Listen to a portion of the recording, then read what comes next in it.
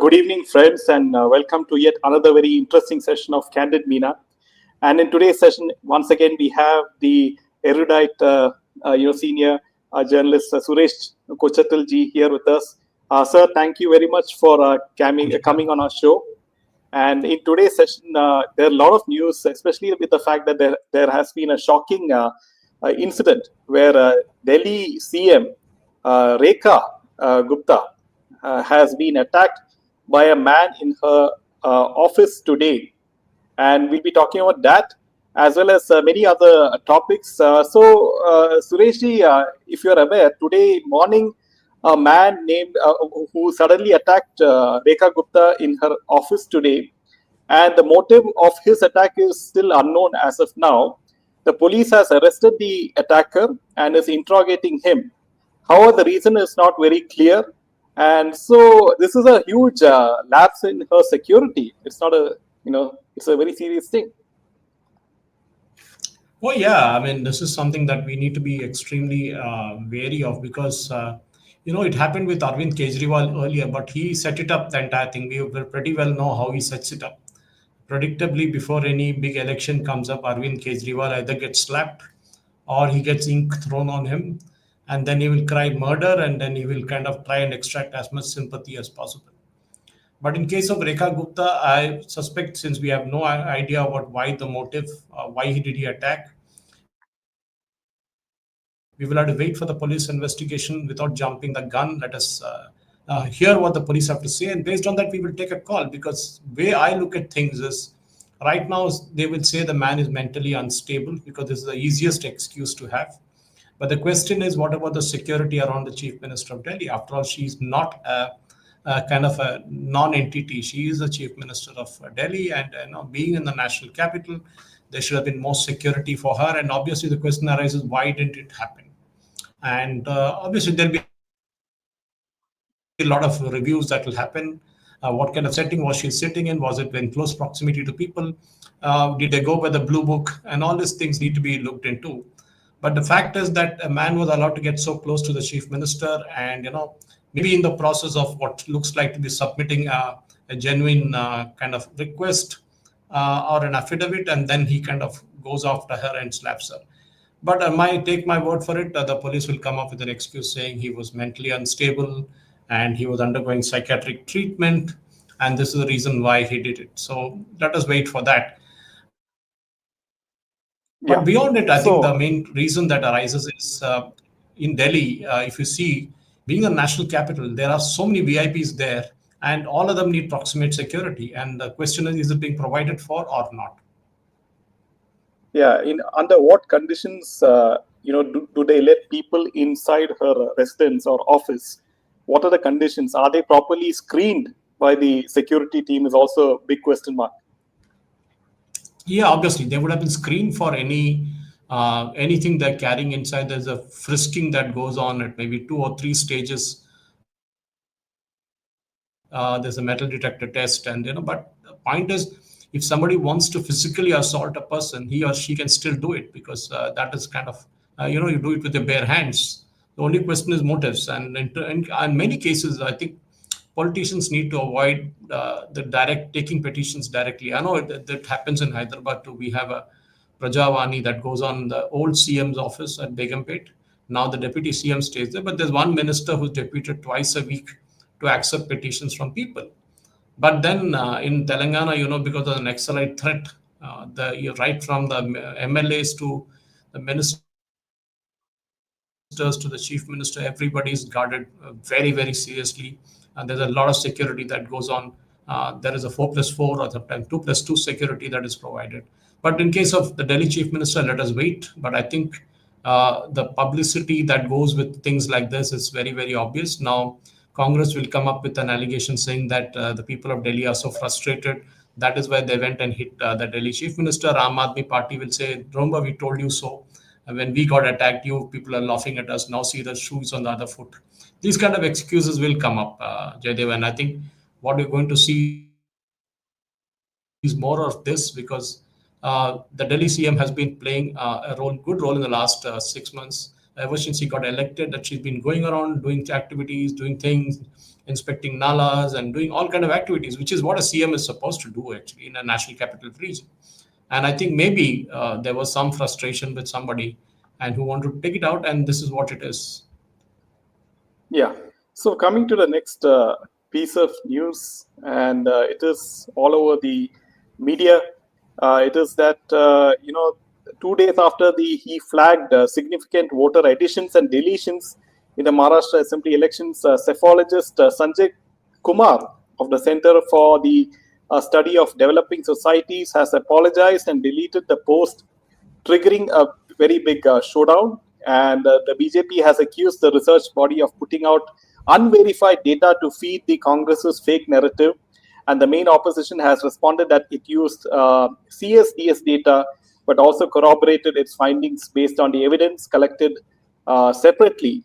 So Sanjay Kumar deleted his tweets that alleged a sharp rise and fall in the number of voters in several assembly constituencies in Maharashtra and apologized for the error.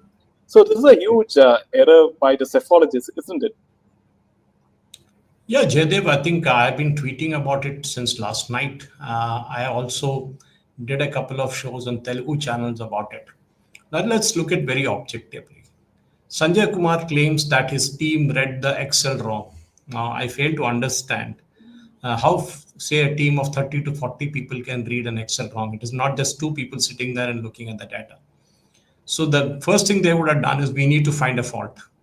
So that is where they started their entire premise with that we need to kind of find a fault so that we can pin down BJP.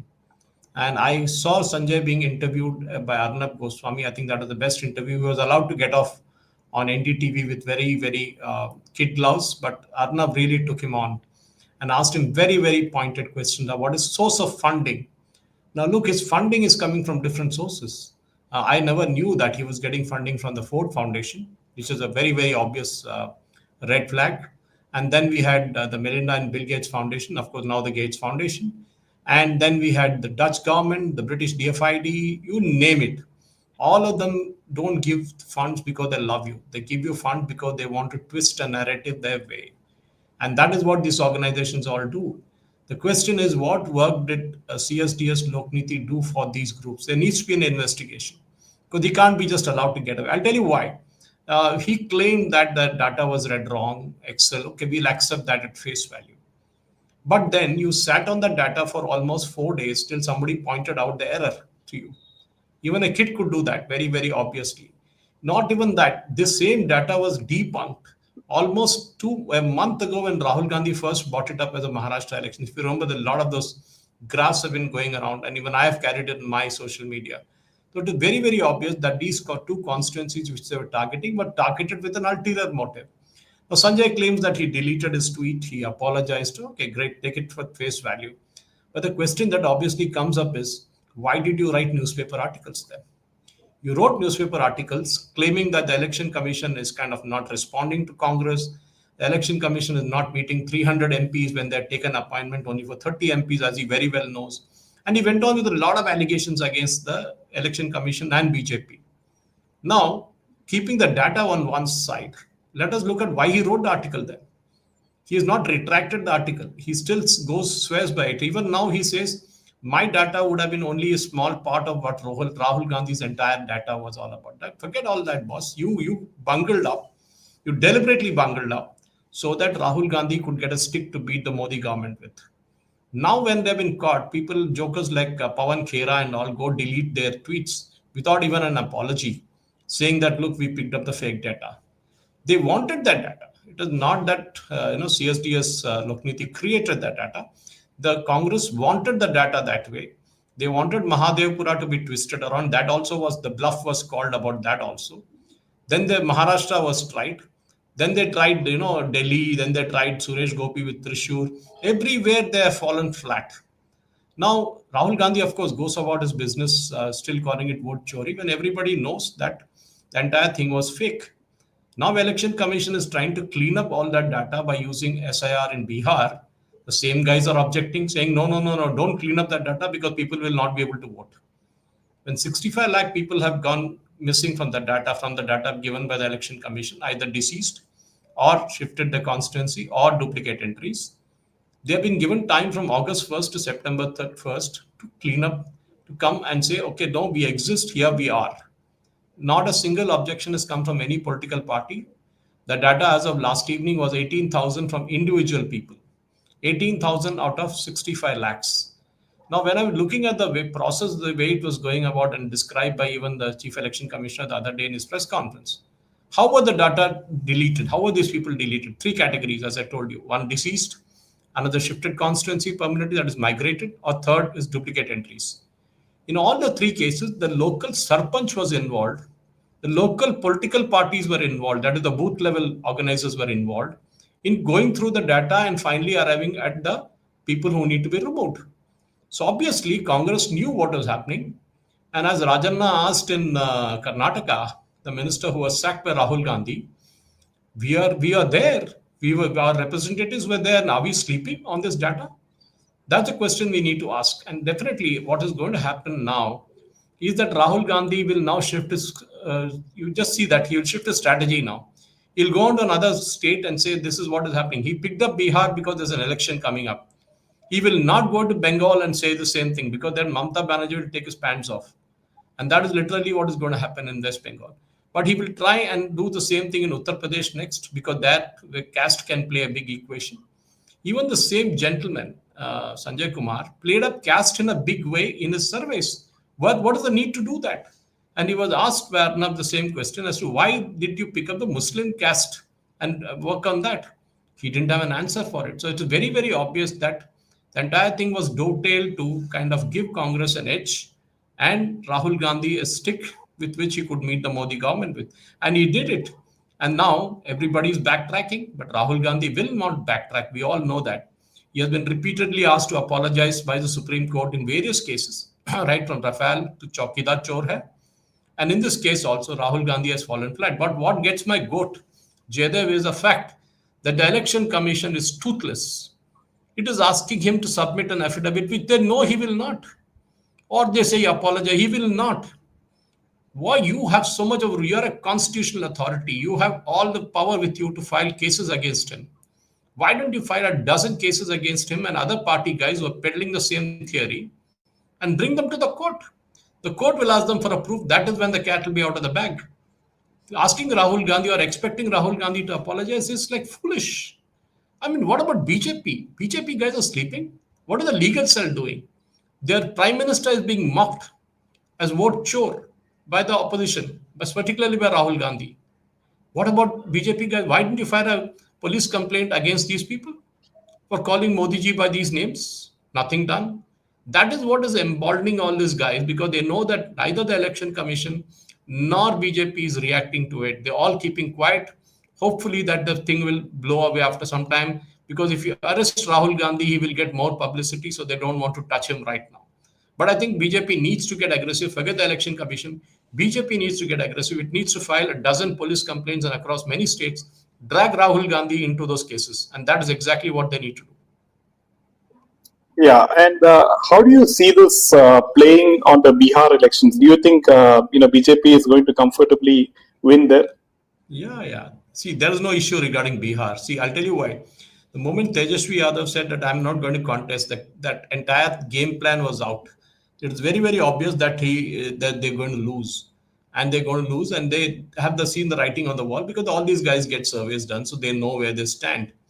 I mean, any political party that says I will boycott the election because 65 lakh people have gone out of the rolls is kind of fooling themselves. Because Supreme Court said SIR can go ahead, so these people didn't have anything to now fight with the BJP. Next, they said 65 lakh have gone out. Now, the Election Commission has put out the data on each district website. What about that now? Will the Congress kind of counter that with data? No, they won't. Because they know pretty well that the entire vote kind of fraud that was happening for years now, earlier with ballot paper. That is why Samajwadi Party, Akhilesh still talks about going back to ballot paper because that is what suits them. They want that because then they can do the same kind of, booth capturing that Lalu used to do and, Akhilesh father used to do. All these guys used to do that. They were known for that, notorious for that. And they couldn't fight regarding EVMs with the Supreme Court, so they gave up that. Now they're trying to fight with the election commission saying your data is wrong. Fine, was accepted. There might be duplicate entries. There might be, because we never had a SIR for the last 22 years almost. Last one in many states were done in 2002 or 2003. Now people ask what is the difference between a SIR and a normal revision.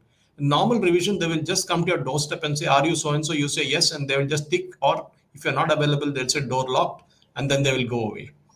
Now the SIR, it's more depth. They give you a form to fill up, physical form or an online form, and then you need to fill up the data, and you need to submit some documents that are asked for a certain categories of people. And after that, your kind of verification is done and you are on the roll. So it's a kind of a fresh registration that happens in case of an SIR, unlike the old bus system. With the new technology in place, and especially remember, Jaydev, Aadhaar was supposed to be linked with the voter ID card. And the same Supreme Court and the same Congress objected to it, saying you cannot link Aadhaar to the voter ID card, because then you can have your vote only in one place, because clearly will show you that if you're registered in Bihar and then in Maharashtra, obviously they will catch you because the Aadhaar card number is same. Now the thing is, when Form 6 is being asked for, Form 6 already has a column for Aadhaar. Nothing new about it. The Supreme Court also doesn't know that. They're saying, oh, you insist on Aadhaar for people who have been deleted. Form 6 already has a column, but it was not mandatory. Now Election Commission is saying it's mandatory, fill it up, but that's not the only document you use. So this entire thing about CSDS, Lokniti was deliberately timed with Congress. It was done by Sanjay Kumar. He needs to be sacked by his organization first. He needs to be shown the door, and he needs to be prosecuted, because they tried to do a Bangladesh in India and they couldn't succeed. And that's exactly what Rahul Gandhi was trying to do with these foreign agencies, which we all know had done this job in Bangladesh and earlier in Pakistan too. Also, the fact that there's so many lakhs of illegal Bangladeshi immigrants in India who's changing the demography of many states of India. And you see this huge threat to for Hindus, especially in India. It is because if you go to Assam, many constituencies, I think 21 assembly constituencies, the entire demographic profile has changed. The growth of population in Bangladesh is below their average growth since till 71. Till 71, they had one type of growth, which is normally 4 to 5% every year. Now the growth is stagnated. That too in a Muslim nation. Can you beat it, Jaydev? In a Muslim nation, the population is stagnating. So obviously they have gone somewhere else. And they're all in India. Let this SIR go ahead. I'm sure Amit Shah has a plan up his sleeve. He will crack down hard, because it's very difficult to crack down, because there are certain states which provide sanctuary to these people. Kerala is one, Karnataka is another one, Telangana is one, and of course we have West Bengal, which is also another state. West Bengal is the biggest culprit of it all, because the entire factory of producing birth certificates, SSC certificates, fake Aadhaar cards, everything is done in West Bengal. And that is where the entire challenge is going to come, because sooner or later these guys will go and hide. Now she says she will give them 5,000 per month. Imagine, she's telling all the Bengali speaking people, she's not even saying they should be Indians. Mamata Banerjee said yesterday that all Bengali speaking migrants who are in other states should come back to Bengal, and she will give them 5,000 per month. Of course, those guys will never come back. I mean, right now I'm in Kerala and I can see work going on in a house just opposite where I'm staying in my in-laws' place. And there I can see two Bengali guys working all day yesterday till about 8 in the night. A normal guy in Kerala doesn't work beyond 5. And here these guys are working till 8 and they're getting paid 1,500 bucks a day. Unskilled laborers. So imagine this is Dubai for them. Why will they come back to Bengal and work where there's no work at all and just accept this 5,000 bucks? Obviously, they're going to get caught someday or the other, but let us separate these two things. Rohingyas is one issue. Bangladeshis is another issue. Rohingyas are not Bangladeshis. They came from Myanmar. They are also equally a big threat. But most of them are carrying the UNHCR cards, the refugee cards. So obviously they get a kind of a leeway with that. But we have not signed the UNHCR charter. So there's no obligation on our part to keep these Rohingyas in India. They should also be sent away, and they are being sent away. But the Bengali issue is the big thing, because the entire demography of West Bengal has changed, not from Mamata Banerjee's time, but even before that with the communist.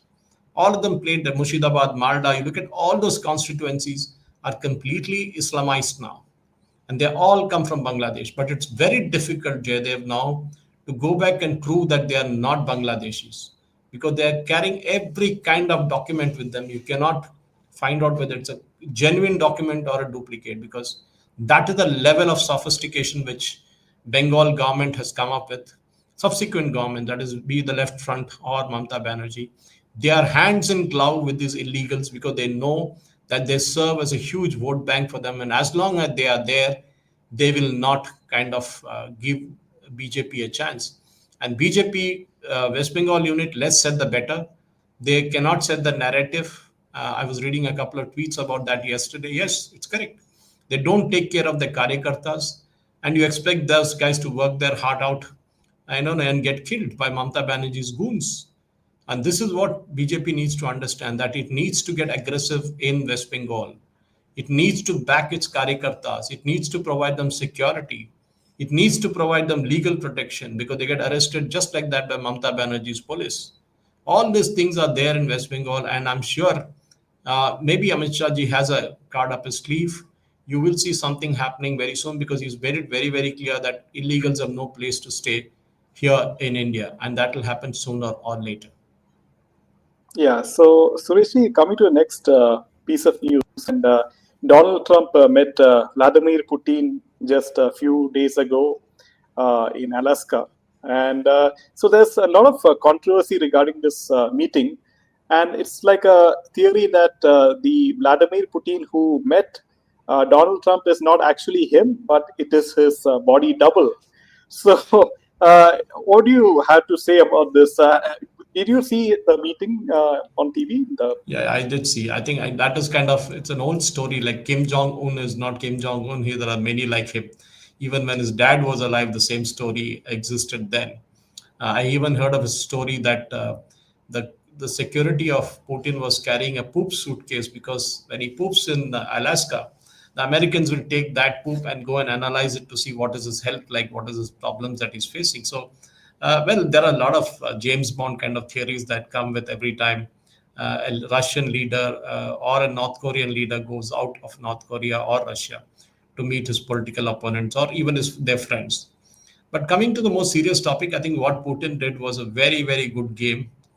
Trump wanted to basically arm twist him, but Putin gave away the entire game by saying that American Russian trade has gone up by 20%. I think that hit President Trump pretty hard because the entire world saw it. It was not in a closed room where Putin stood up in a press conference and said, "Oh, we are doing good business." Because then what happens is that the same Trump who speaks about India buying Russian oil had to change his tactic. Now they're saying Indian companies are making money. So what's wrong, boss? If we are making money, what's your problem? We are not doing, now they're saying not doing anything illegal. They're saying Indian companies are making a lot more money. They want American companies to make that money. Sorry. We are buying Russian oil at our risk. We are refining it in India and we're selling it to you. You are the ones who wanted it to happen this way. We are doing it. But on a serious note, I think Putin has made it very, very clear that there's going to be no going back on the territory they held, and they want Donetsk more territory from that area. They don't want NATO anywhere nearby because that is where the war started, actually. NATO is the biggest culprit in this entire exercise. NATO wanted to flex its muscles by going closer to Russia. And if you go back to the Cuban Missile Crisis, Jaydev, you will know how John F. Kennedy panicked when he saw the missiles being stationed in Cuba, the Soviet missiles. And then there was a deadline for them to be removed. So Putin did the same thing. He didn't want NATO sitting next door and, through Ukraine, whatever route it is. And then, Russia facing an existential crisis. No, that will not happen. I mean, NATO cannot have a role in Ukraine. Let NATO take care of themselves because they messed up every territory they've gone into, like US. Afghanistan, they messed up. Iraq, they messed up. Weapons of mass destruction. Along with the US, they went there. They went to Libya, messed it up. They went to Syria, messed it up. Everywhere these guys have gone, they have messed up the countries. And I think NATO is the biggest culprit. I think the sooner NATO is disbanded, it will be better for the countries individually because they can concentrate on their own defense budgets. Right now, it's a white elephant. It's a place where everybody is having a ball. And with 2% of your GDP being spent on defense, they were piggyback riding on the Americans. And now President Trump realized it. the moment he got elected, that this is not going to go on forever, and he says Europeans need to take care of themselves. They've been trying to outreach themselves, Jaydev. I think they've been trying to play a role bigger than themselves. And Ukraine was a fiasco because what these guys were doing was basically they were running the defense factories at full strength because they wanted more employment for their locals. And they were charging Ukraine for the same missiles and aircraft and other things. It was not just America who charged them, even the Europeans made money out of Ukraine. Zelensky made a fool of everybody. He made tons and tons of money, bought chalets in Switzerland, parked his money all over the world. Tomorrow, even if he has to disappear, he will lead a luxurious life for the next 10 generations. That's what he has done. I think the Ukrainian game it's kind of going nowhere because Putin will not agree to a ceasefire unless it gets guarantees that NATO will not be next door. And I think President Trump has realized it and told Zelensky very clearly, you need to give up more territories if you want peace. Yeah. And also, when we see how India fits into this picture, is that India has issued an official circular allowing BRICS nation to settle 100% of their trade transactions in Indian rupees. So this is a huge move coming from India. And what will happen to the US dollar in that case? Well, President Trump has been threatening BRICS on the same reason, saying that if you try and replace the US dollar, we will come down hard on you. But President Trump possibly doesn't realize that India already traded in rupee trades with Iran earlier when Iran was under the sanctions regime, and also with Russia in the early days. We even had a ruble transaction with Iran. We had a barter transaction where we sold rice and we got oil. So President Trump should realize that with $37 trillion of debt, most of it which is held by China, it's game over for dollar. It does no longer going to be the same dollar which was the world trade's de facto standard. But no, today countries can trade on their own. They can barter, as I gave an example before. They can sell on their own currency, and the countries can go abroad and all. Even our humble UPI, which enables Google Pay and Phone Pay and all other Paytm and everybody, has displaced the world's financial biggies, including Visa and MasterCard. So much so that they went crying to the American senators and saying, "Oh, you need to stop these guys. They are kind of making a hell for us." That's exactly what it is. We have replaced them there, and we are carrying our UPI all over the world. So what are we doing, Jaydev? We are doing the same thing. We're saying if you go to Singapore, you can just use your UPI, Google Pay, or whatever it is, and make your payments in Indian rupees. You need not carry any dollar with you anymore. And the same goes for Dubai, and same goes for so many other countries. So slowly we are replacing the need to exchange our currency and saying now save your currency, pay from whatever you have through your UPI system. And that's what it is. And I think the way things are functioning, they know pretty well that we are the fourth largest economy in the world. We have a huge market of 140 crore people plus. They cannot ignore us. Okay, you can sell your McDonald's, you can sell your KFC, and you can sell your PepsiCo and Coke for all it's worth. But still Thumbs Up is still the number one, even though Coke may own that brand today. But they are the number one. There's a lesson in that. Okay, that's what the Americans need to realize, that the world's financial strength or the financial pivot has changed from their economy to elsewhere in the world. They need to accept it. President Trump may kind of have all this bluff and bluster, but at the end of the day, the world has changed.